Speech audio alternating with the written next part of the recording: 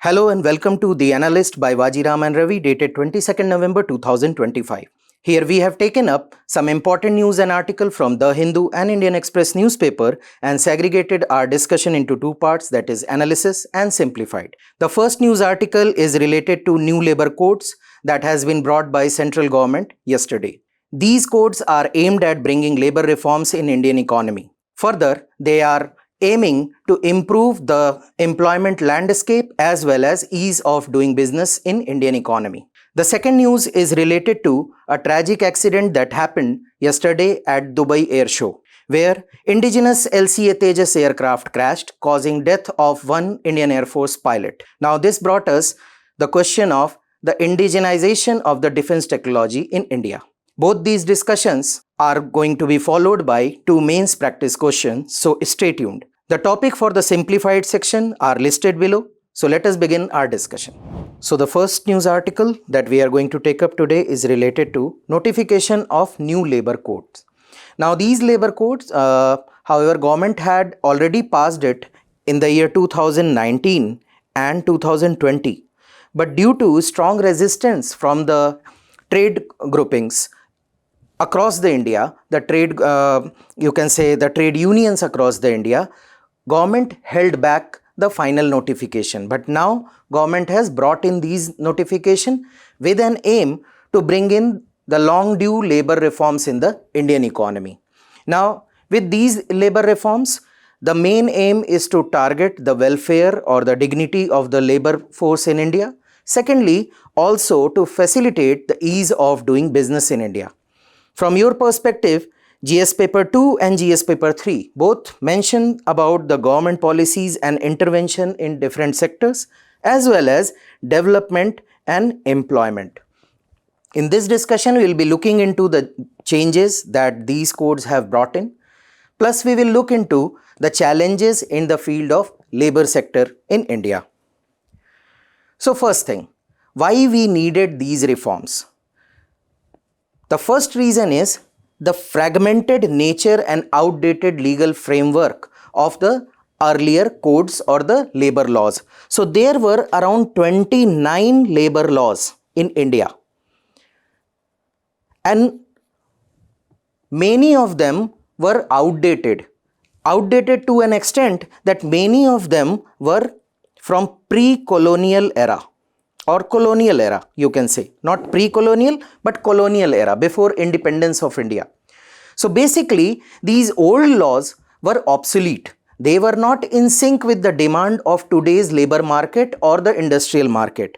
So they were complex, the compliance was very difficult and kind of created regulatory hurdle for the employers or the business entities in India. The second reason why we brought in these changes is the changing nature of work. Now you might have heard about the gig economy, the platform workers, the aggregators. All these terms were not known if you will go 10 years back or 20 years back. So already those laws which were obsolete or outdated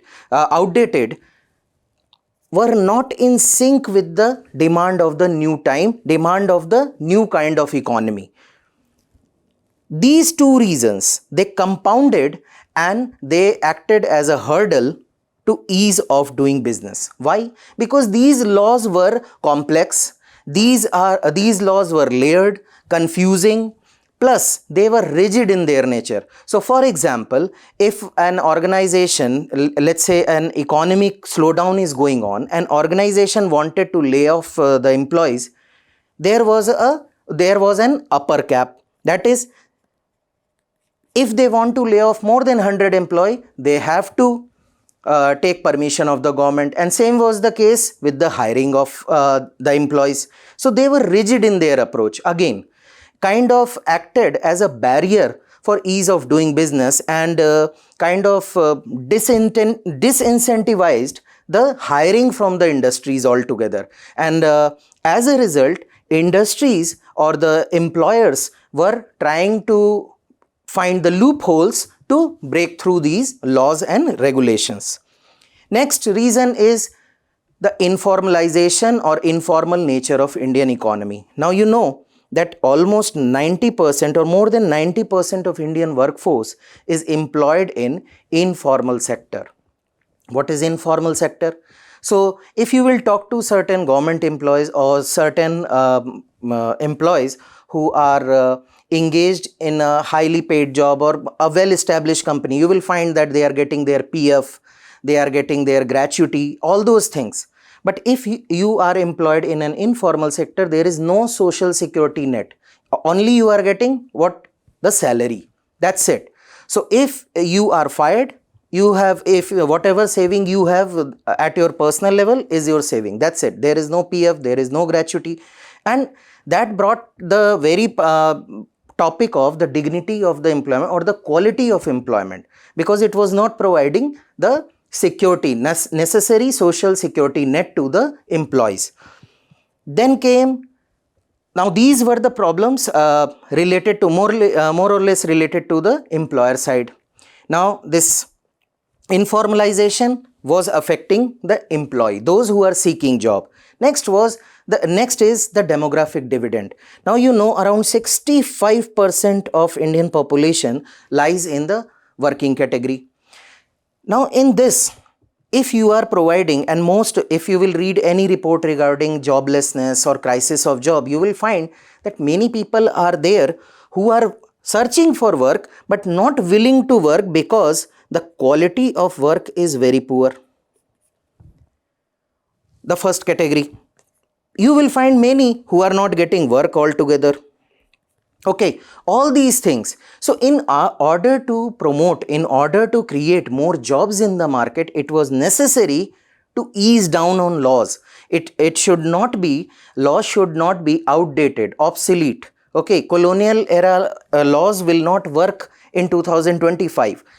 So in order to prevent the demographic dividend to transform into demographic disaster, we needed labor reforms or the labor laws reform. Next was government is pushing hard to shift from agriculture to manufacturing, the stage that we have skipped in our developmental process or our growth journey. So what happened? From agriculture, we directly jumped to the service sector. The manufacturing sector was almost skipped. But manufacturing sector has a huge potential vis-a-vis the job creation. So government is promoting manufacturing sector through PLI scheme. It has some positive results also, but job creation still is a Herculean task. So government want to push the manufacturing sector because if you know, it contributes around 17 to 20% of the GDP, but it hardly employs 10 to 11% of the population. So capacity, and if you will compare it with agriculture, which employs 45% of the population, but contribute equal to the manufacturing sector. Just now compare, employing 45, contributing 17. Manufacturing sector, employing 11, but contributing 17. So manufacturing sector has a huge potential, and one of the aim is to add the missing piece in boosting the manufacturing sector in India, creation of job, providing ease of doing business for the enterprises. Lastly, the focus was the gender parity. So if you will see into this graph, LFPR in India, labor force participation rate, is low if you will compare to the developed countries. But if you will see the gender disparity, it is even lower. So it is almost 30 point less than the what male population is getting employed. Plus, if you will see to the wage disparity, women are getting almost 30% less than what men are getting. So for the same work, if a male person is getting 100 rupees, a female will be receiving 70 rupees only. So to remove this, to usher the era of gender justice, government needed to bring in these labor reforms. Now, what are these reforms? As I told you, they have already passed it in 2019, that is Code on Wages. Industrial Relation Code 2020, Code on Social Security 2020, and Occupational Safety, Health and Work Conditions Code 2020. So all these all these codes were passed by the cabinet back in the year 2020, but due to opposition from the trade unions, they were held back. And now government has notified, once it has decided to go ahead to create more jobs in the manufacturing sector and in overall landscape of the economy. Now, what are the major features that have been brought in? So, a mandatory appointment letter. Significance we will cover later. Mandatory appointment letter has to be given. Social security for all. So, now you have to, even the gig worker or platform worker, you have to provide the gratuity, PF and all those things. Timely payment of wages, securing the livelihood. Health checkup for workers above 40. Night shift for women. Now women are allowed to carry on with the night shift work, but it would only be with their consent and safety measures.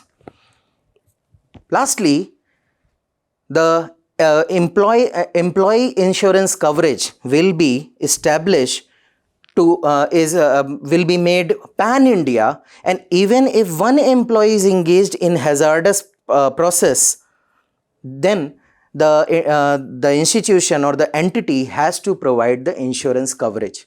So these are some major. What are the significance of these changes? Significances are like the security net. Now, if you have been provided the formal security net, that means you are being formally recognized.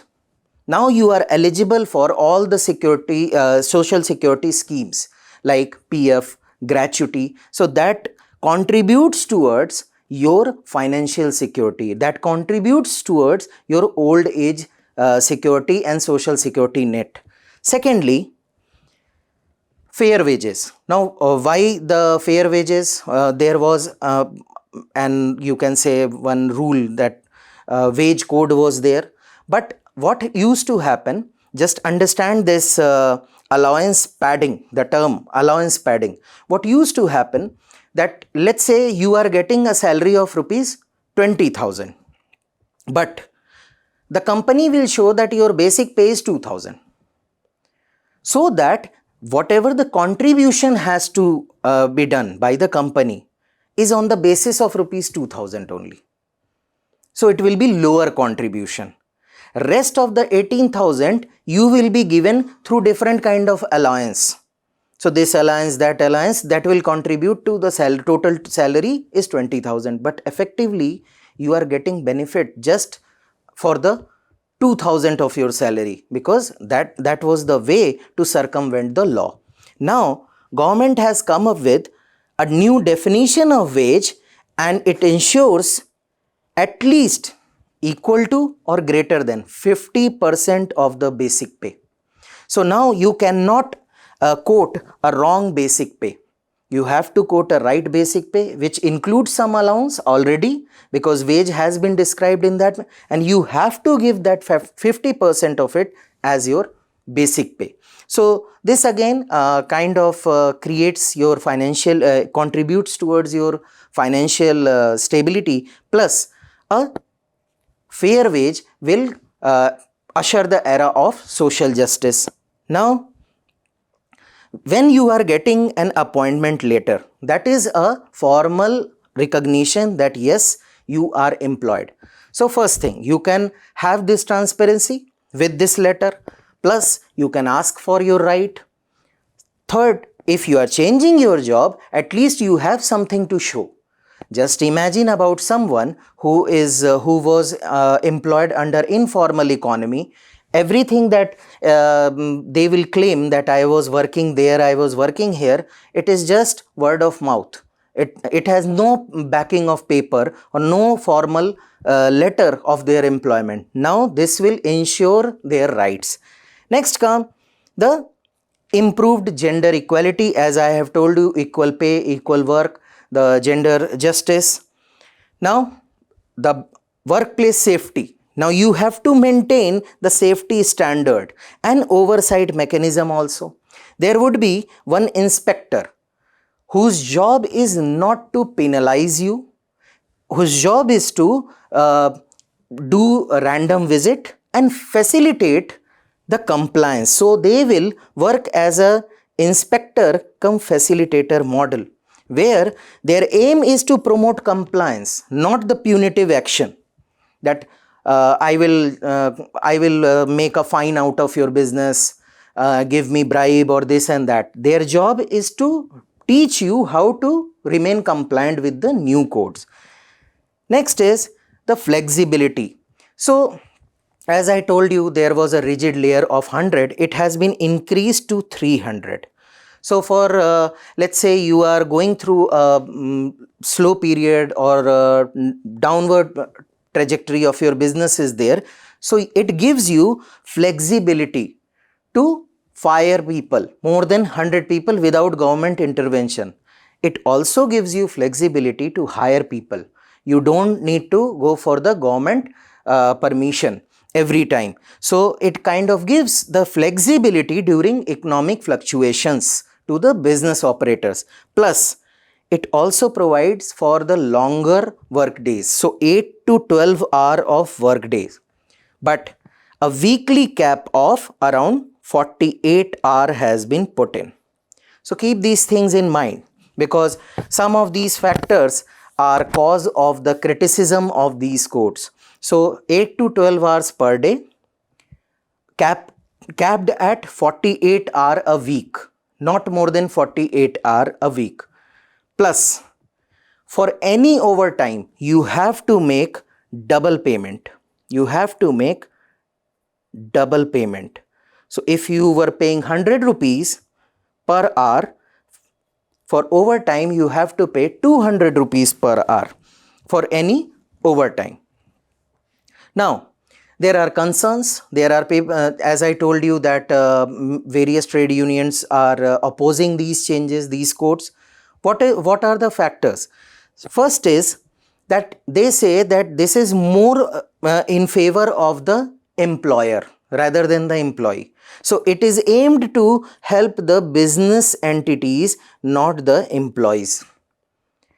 They say that you have given hire and fire flexibility to people. Now they will be used to exploit the workers. Plus 8 to 12 hours you have told, the double payment you have said, but this is exposing workers for exploitation, because the workers we are talking about are not that well aware of the nitty-gritties of the law.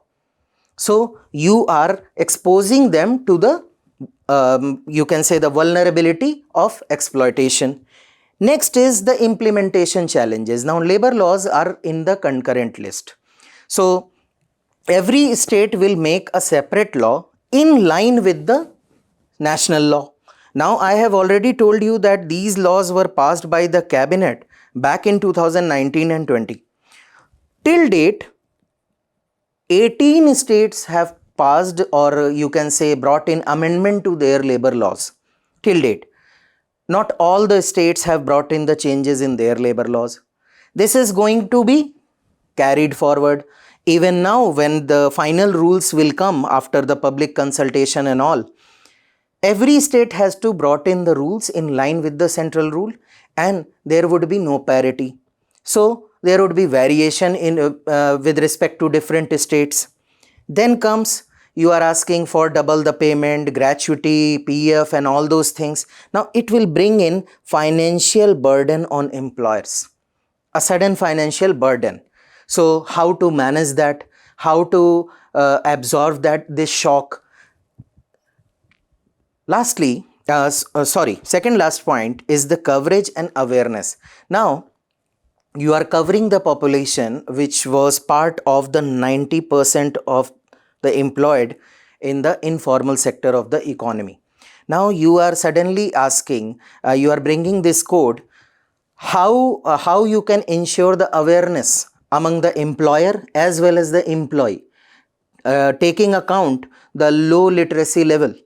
taking account the social divide which kind of inhibits or prohibits women to work. So how would you maintain this awareness? How would you make these announcements more plausible or efficient? Lastly, economists say that it will give a shock to small enterprises, in fact medium and small enterprises, for a short term. So government should plan a buffer, because many small, medium and small enterprises will suddenly face a shock because of the remuneration related burden that is going to come upon them. So these are the issues due to which various trade unions are protesting. So what is the way forward? Way forward lies in the problem itself. First thing first, you need to have the capacity building. Capacity building with the level like we talked about, inspector cum facilitator. Now you have to train them, because the module is of inspector, that he or she has been trained to inspect something and finding flaws, finding non-compliance. Now you are saying that they will act as a facilitator, then you need to train them so that they can work efficiently. You need to train them in using digital tools. So, and you have to have enough staffing to handle this new regime. Then the awareness campaign among the citizen, among the masses. Then only you can realize the true potential of these codes. Next is, to absorb this shock, you need to provide some buffer, some leverage to the small and medium enterprises. Next is, you need to develop a robust review mechanism to identify the, you can say, what are the outcome of these codes. Plus, you need to modify the policy as per the demand of the market. So you need to identify how these codes are working, and if there is any flaw, keep modifying the laws. It should not be like that in next 75 to 80 years we are listening that this law remains same without any change. So we need consistent overhaul. Lastly, the worker safety and health should be focused upon, and as is the case that 40 years of age and above, everyone will have annual health checkup. So it should be expanded to cover all the working population, and strong robust mechanism should be maintained to check the overall function of the or the environment and functioning of the industries. Now these codes will be finalized within 1 week or 2 weeks. Then it will come for the public scrutiny, and small nitty-gritties and detailed nitty-gritties will be covered then once they will be finalized after the public scrutiny. So we will take up the detail later. For you, a mains practice question based on the above discussion. Question is, India's labor market has long been characterized by informality and regulatory fragmentation. How far do the recent labor reforms address these structural issues? This is a 150 marker, 10 marker, 150 word question. Try to attempt it. The next news article is based on this tragic news that is related to crashing of the indigenously developed LCA Tejas. During a demonstration flight in Dubai Air Show, Tejas aircraft crashed, causing death of one Indian Air Force pilot. And from your perspective, your examination perspective, what is important is the indigenous defense technology. So it is not that just one accident is a proof that a platform or a technology is poor or has flaws. We don't mean to explain this. Point is, why indigenization in defense technology is important? Because Tejas has already proved its mettle. In various air shows, various countries are showing its interest. So we can never say that one incident will prove that platform is poor or platform has problems. But yes, from your perspective, from your examination perspective, what is important is the indigenization of technology as mentioned in the GS paper 3. And in this discussion, we are going to focus upon indigenization of defense technology. So first thing related to the news. You might have heard about the Tejas aircraft, Air Marshal raising concerns over delayed delivery and non-performance of, you can say, functioning by the HAL. All these things. Why these things are concerning? Because if you will consider both the border, that is Pakistan and China, India need to have an operational strength of 42 squadron. At least 42 squadron is needed. Every squadron consists 18 to 22 aircraft. Right now, since 1996, this number is falling, and at present the number is 31 operational squadrons. Now, the problem is not 31 squadron, but the pace with which we are adding new squadron is the problematic thing. Just take one example.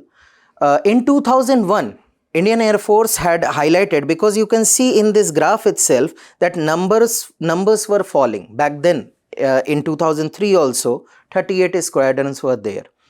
Clearly, Air Force official knew that MiG-21 are going to retire someday. Next in line is Jaguar, because we are running with the upgraded version of these old aircrafts, and practically these aircrafts are not being operated by their parent country also. So finally we retired MiG-21 last month. But back in 2001, Indian Air Force decided that we need to procure at least 124 fighter jets, medium multi-role fighter jets, so as to keep pace with the dwindling number of the squadron. And the saga of multi-medium fighter aircraft procurement started back in 2001. So tender came, the process came, Rafale was shortlisted. In around 2015, from 2001 till 2015, the finalization of aircraft took around 15 years. That okay, finally we are going to buy this aircraft.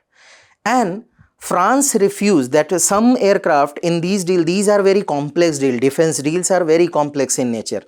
So there were some aircraft that had to come in India in a flyaway condition. So they will be made in France in their Dassault facility, and they will come directly to India in a flyaway condition.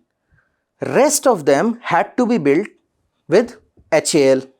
Now France refused to take guarantee of their quality standard once the number of aircraft that had to be built by HAL. So in 2015, after 15 years of discussion and debate and consultation and negotiation, this entire deal was scrapped. So 124 aircraft scrapped. Then came government to government deal between Prime Minister and President of France, and 36 Rafale aircraft came in. Like the deal was finalized for 36 aircraft in a flyaway condition. Now again, we were planning to buy 124, we bought 36. Then in 2018, a new tender floated, MRFA, multi-role fighter aircraft, 2018. And still, there is no final decision on procurement of 114 aircraft. So here, to fill this gap, to fill this delay, back in 1980s, Government of India conceptualized the creation of LCA Tejas, that is Light Combat Aircraft Tejas, back in 1983. But the development of LCA Tejas got delayed further again. So finally, if you will see, in 2016, the 2 aircraft were delivered to IAF, Indian Air Force. But it was only in 2019 it got the final operational clearance, that is FOC, 2019.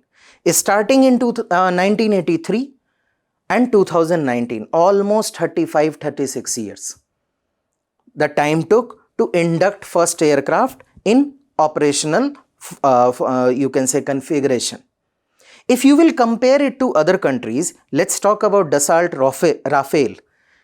The first induction into service after all the development, test trial and everything happened in just 20 years.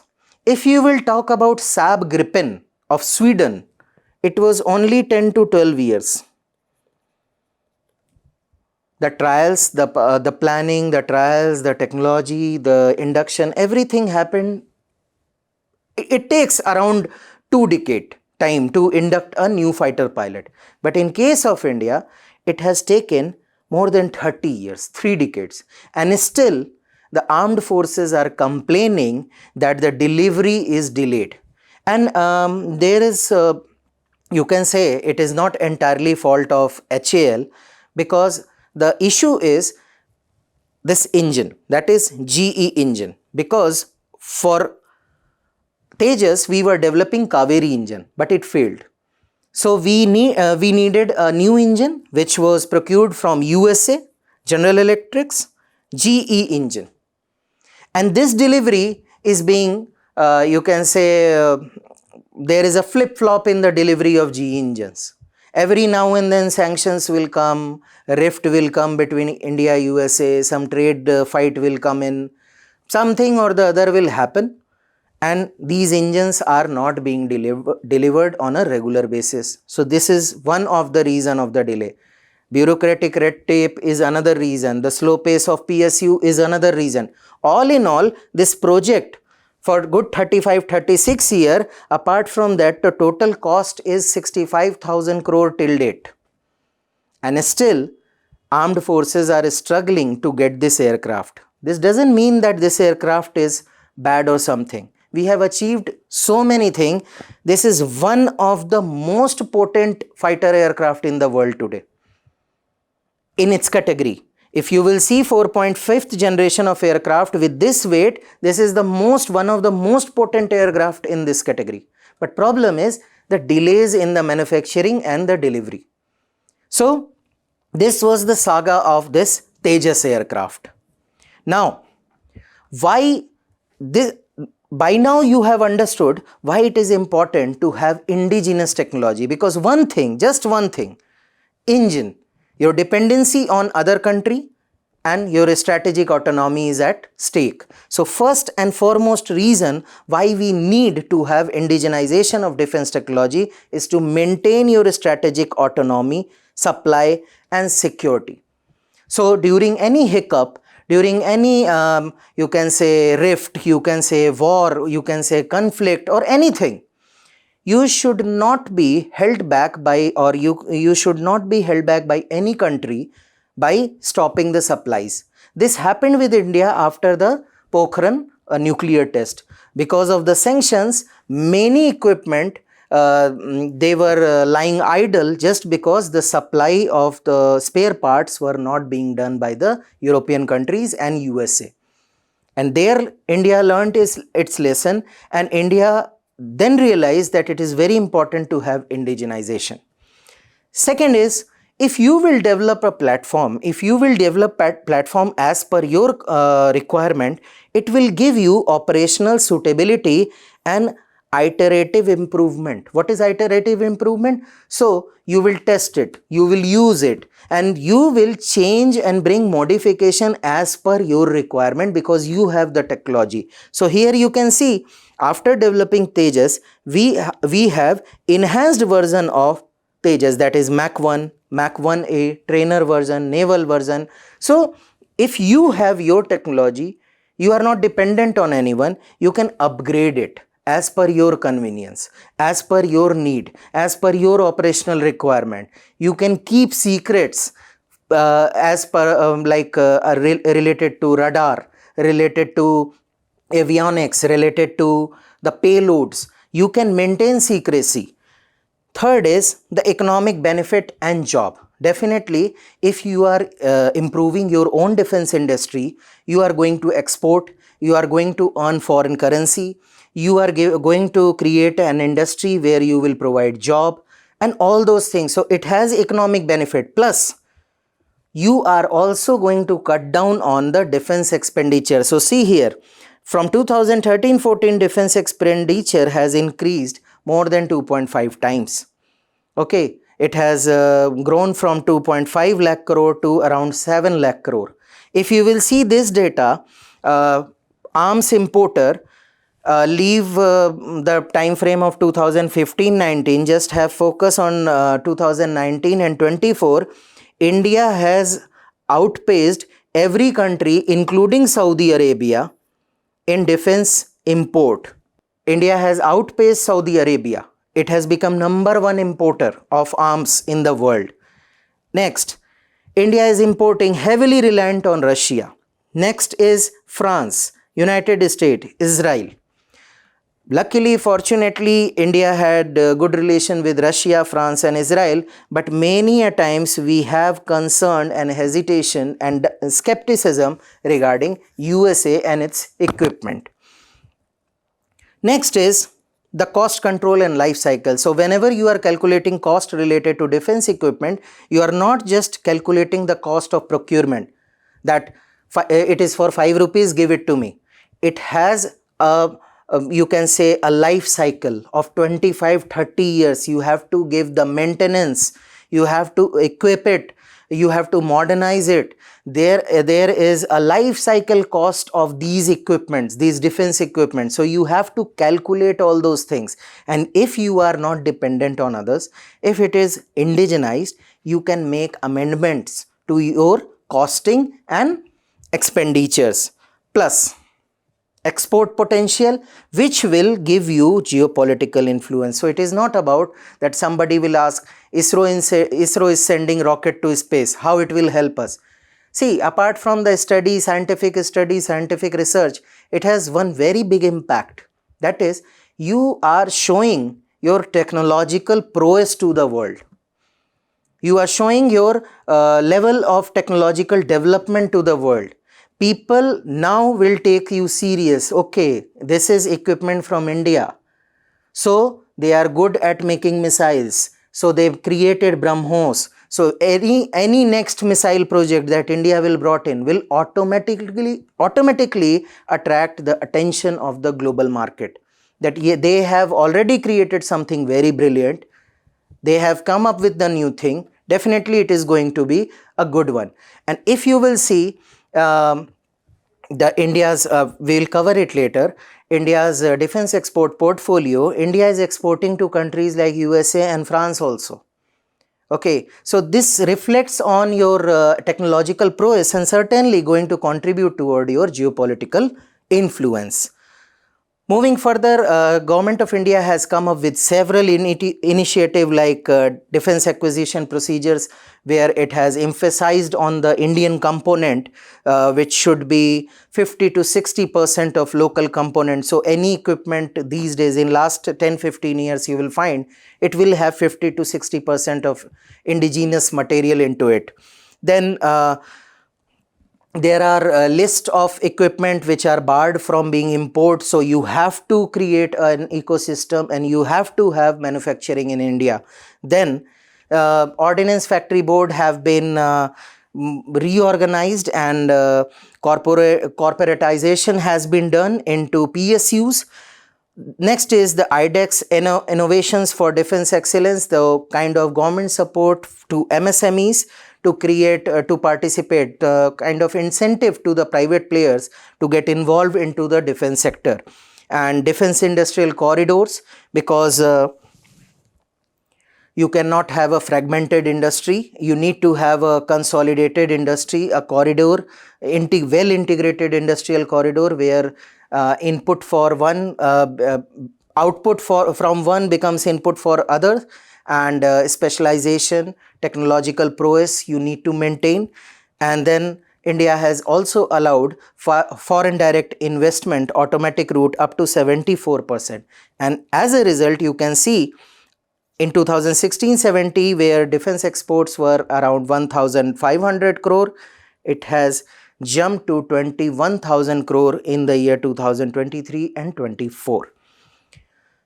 So what are the benefits apart from the rising export? India has indigenous platform in almost all the field. If you will see, from battle tank to warship to submarine, I'm telling you, if somebody says that platform is different, but most of the equipment, the 50 to 60%, they are indigenous now. So name it INS Kalavari class of submarine or Arihant class.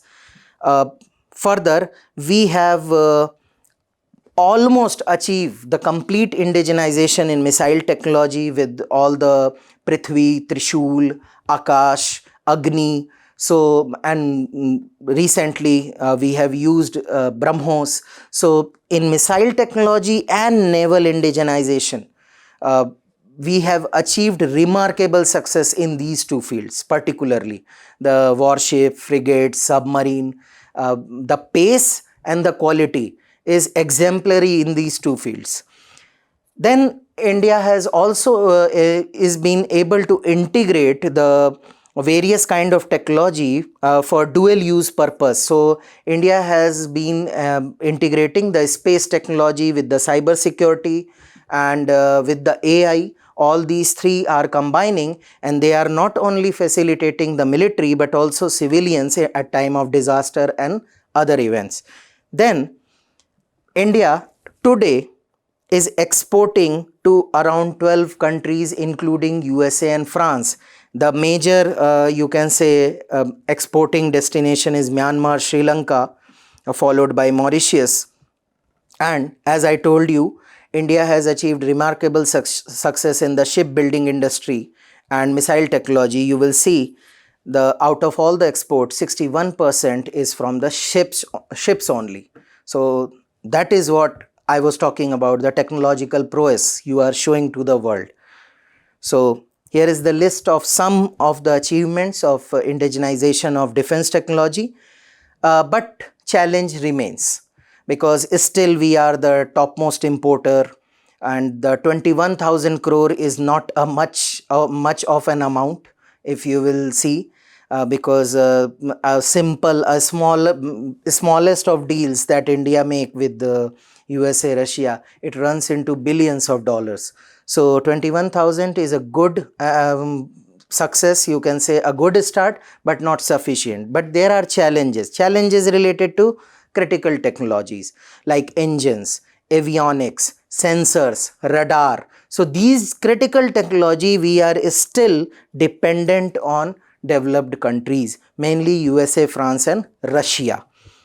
Then we have a fragmented industrial ecosystem. So fragmented industrial ecosystem means integration is not there.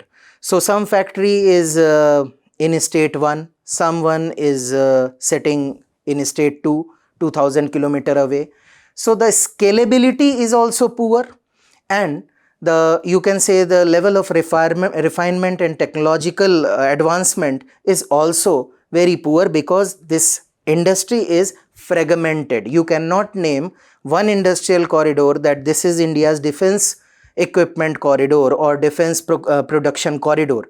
You can say such things about automobile. You can talk about Pune. You can talk about Chennai. You can talk about Gujarat, that these are automobile hub, but you cannot say the same thing for the defense equipments. Next is still for the bigger platform, name it naval or you can say the main battle tank or artillery, we are still dependent on public sector, mainly DRDO, HAL. So private sector players are coming up, but their share is very low. So if you can name, Tata and L&T have been participating in a big way. However, some other companies like Reliance are trying their hand. But apart from these big names, very small players are there. So again, public sector dependence is high. Research and development, as you know, our funding towards R&D is very poor. Overall R&D structure is very poor, and the story continues in the defense sector also. Then comes the red tapeism. There are procedural complexities, there are trials, there are tenders, there are calculations, and you have seen that multi-role fighter jet procurement started in 2001, and we were able to finalize it in 2015, only to be cancelled in 2015. So these are complexity which kind of act as a hurdle, impediment to the seamless flow of technology and business, and act as a you can say it disincentivize the entrepreneurs or the business enterprises to venture into this field. Then comes the export challenges. We are competing with players like United States, France, Russia, China, Germany, Italy, UK and Spain, who have long history of producing world-class military equipments. So in order to compete with such countries, such big players, we need to provide quality product in line with the global demand, plus a good service cycle, a good service support throughout the life cycle of the equipment. So it is not just you sold something, but you have to provide the whole ecosystem to them. And that ecosystem requires lot of energy, lot of technical aspect, lot of manpower and lot of investment. So in order to compete with these countries, right now India's position is nowhere, but it is progressing at a correct pace. Moving further, what are the way forward? We need to invest in core technologies. We need to strengthen the R&D ecosystem. We need to build a competitive defense industry so that we can compete with the leaders in the industry. We can expedite the procurement process. We can remove the red tapeism from the procurement process. So, and while creating this ecosystem, we must have an export-oriented mindset. It should not be like we developed a product was successful, then we started trying, array, this one is good, let's try to export. No, you need to create a product with an export-oriented mindset that I am going to build this product so as to export it worldwide. Then you need to invest hugely on talent and skill from the university level itself, so that you can get a well-trained, well-skilled young mind. So like the case with the integrated missile development program, you need to invest, you need to focus, you need to trust your own people, and you need to encourage them so that such models, the missile program can be replicated into other fields also. Here is your practice question. India's quest for defense indigenization is not merely an economic imperative, but a strategic necessity. Discuss the statement while highlighting key challenges that still hinder self-reliance. A 250-word question, 15 marker. Try to attempt it. Let's come to the simplified section. The first topic is how India's agri export posted impressive growth. So according to this article, from the month of April to September, if you will compare 2025 data with that of 2024, India registered a jump of around 8.8% in agri export. So important from your GS3 perspective, issue of buffer stock and food security. And important thing is you can see that a similar question was asked in the year 2019 in UPSC prelims itself, where they asked which of the following agricultural commodity account for the highest import in terms of value in the last 5 years. So here quickly just have data point for your enrichment of answer and prelims preparation, that this export is mainly dominated by the marine product. If you will talk about the value, marine product followed by non-basmati rice, then basmati rice, and then spices. So these are the 4 items that dominated the export, you can say, landscape. If you will go by the growth percentage, you will find that majorly it was buffalo meat along with non-basmati rice. They have seen a jump in the export. Because of the food security concern, last year government put a prohibition on the export of non-basmati rice to maintain, because of the volatility of the prices. This year those prohibitions have been removed, so that's why the jump in the non-basmati rice along with the basmati rice. But you can say the two of the leader, or you can say leading commodities, are buffalo meat and non-basmati rice. The top importing things, if you will go by the value: vegetable oil, pulses, fresh fruits and cashew. If you will go by the percentage, the highest is cashew, followed by fresh fruit, raw cotton, cashew followed by raw cotton, then fresh fruit. Raw cotton because of the declining productivity of Indian cotton despite introduction of BT cotton, and these are the products. So if you will see by value, this question was asked in 2019. If you will see by value, the value of vegetable oil import is more than 3 times of the next commodity, that is pulses. It is around $17,366 million, while pulses is 5,477. So vegetable oil was answer back then, and even today it is the, if you will go by the value, it is the highest imports. The vegetable oils constitute the highest import. Moving further, they are saying this, the price, the total amount of the export that has touched the highest, touched in 2022-23. It was 53.2 billion. Now it has not touched that level again after 2023, but this is related to Food and Agriculture Organization's food price index. So again, like in the case of other commodities, they will get a weighted average of the world prices of basket of food. So they will pick up, let's say, vegetable oil, fruit and all those things, and they will take a weighted average around the world, and base price, they take the base period value, they take 100. So they took 100. So basically they are saying this food price index is going up and down, and Indian export is matching that up and down of food price index. So right now it is again showing a declining trend. That's why the import is 52 billion in 2024-25, but it has shown an improvement over 48 billion that was in 2023-24. So what is Food and Agricultural Organization? It is an specialized agency of UN and major effort to defeat hunger. The mandate includes improving nutrition, increase agricultural productivity, standard of living in rural population, and contribution towards global economic growth. And it is oldest permanent specialized agency of the UN, established in 1945, and India is a founding member. For your information, these are the 3 important reports that are being brought by FAO.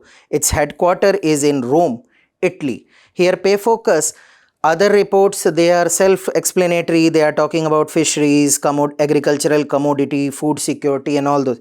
This report is interesting. The state of world's forest. So if you get a question, don't get confused. This is also a report by Food and Agricultural Organization.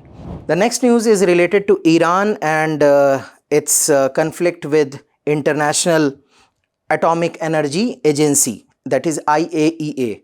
Now recently IAEA has passed a resolution and has demanded that Iran should show full cooperation and should allow the IAEA inspection to the sites that has been bombed by USA and Israel in June.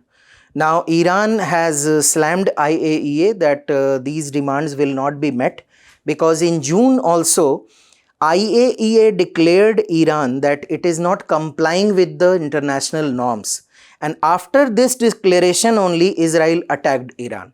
So Iran accuses IAEA and says that you paved the way for attack by Israel and USA. So that's why your inspection, we are not going to cooperate for your inspection. Important international institution, that is IAEA, again an agency of UN, autonomous organization. It was established in 1957. India is party to it. India is party to this statute, and it reports to UN General Assembly and UN Security Council.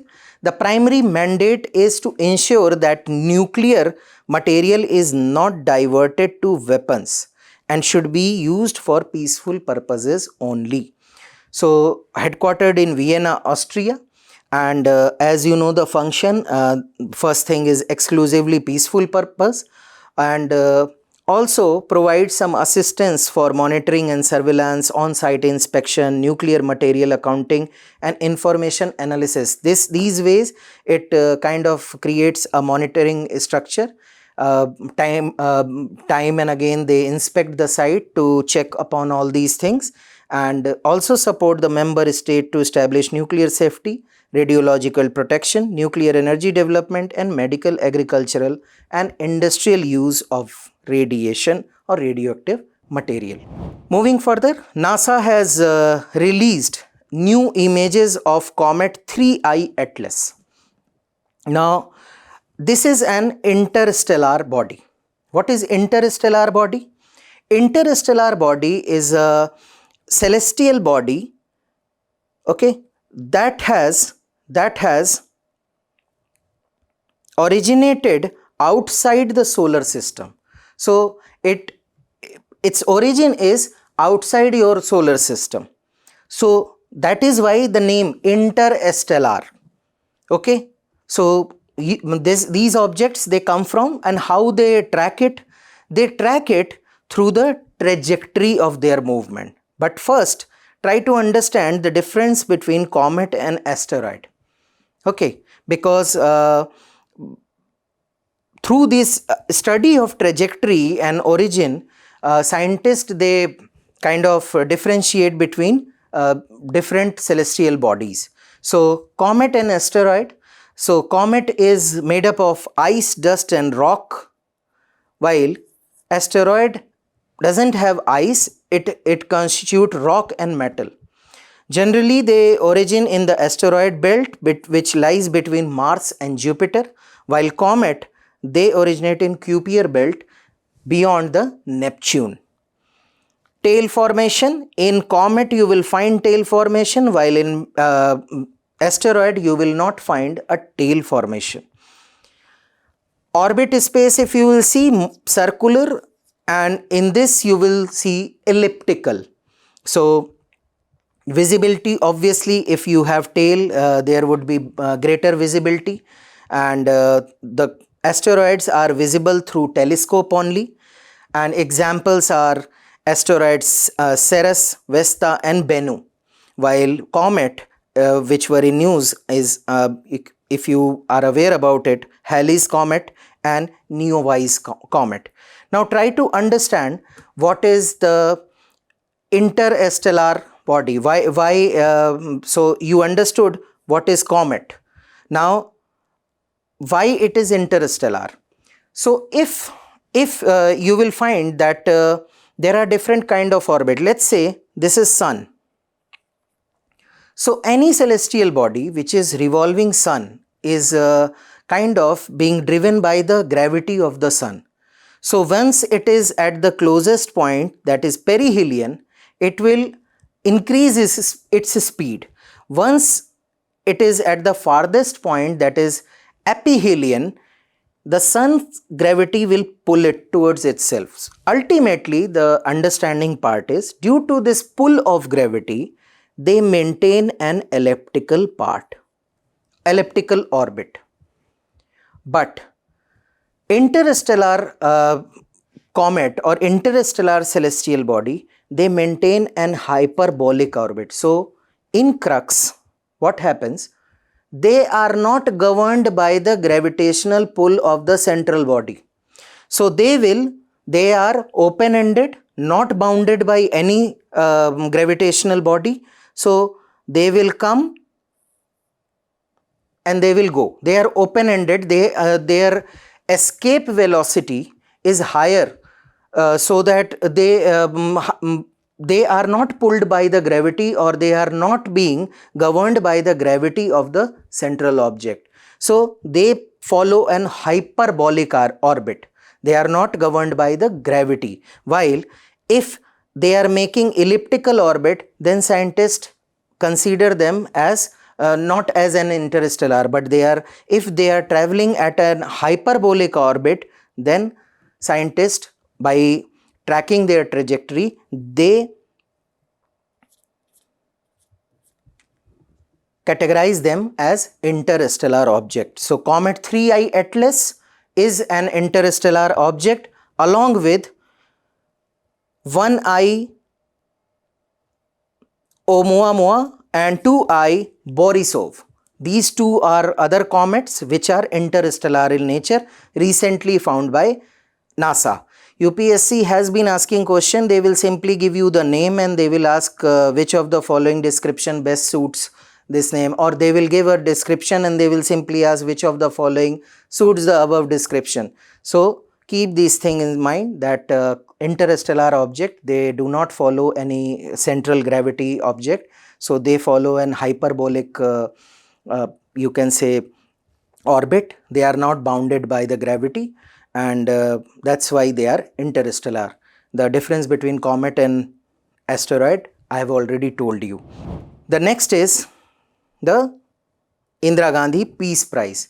Now BJP has slammed Congress. They say that this Indira Gandhi Peace Prize has been awarded to Michelle Bachelet, who was ex-president of Chile and former United Nations High Commissioner of Human Rights. Now BJP says that Miss Bachelet has been critical about the government of India's step of abrogation of Article 370 or the National Register of Citizens, that is NRC, CAA.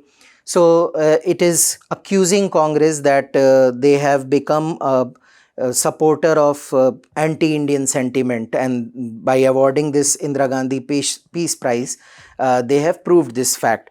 That is not your concern, what they are saying to each other. Your concern is Indira Gandhi Peace Prize, because UPSC has previously asked a question based on it back in 2015, that who among the following received the Indira Gandhi Peace Prize.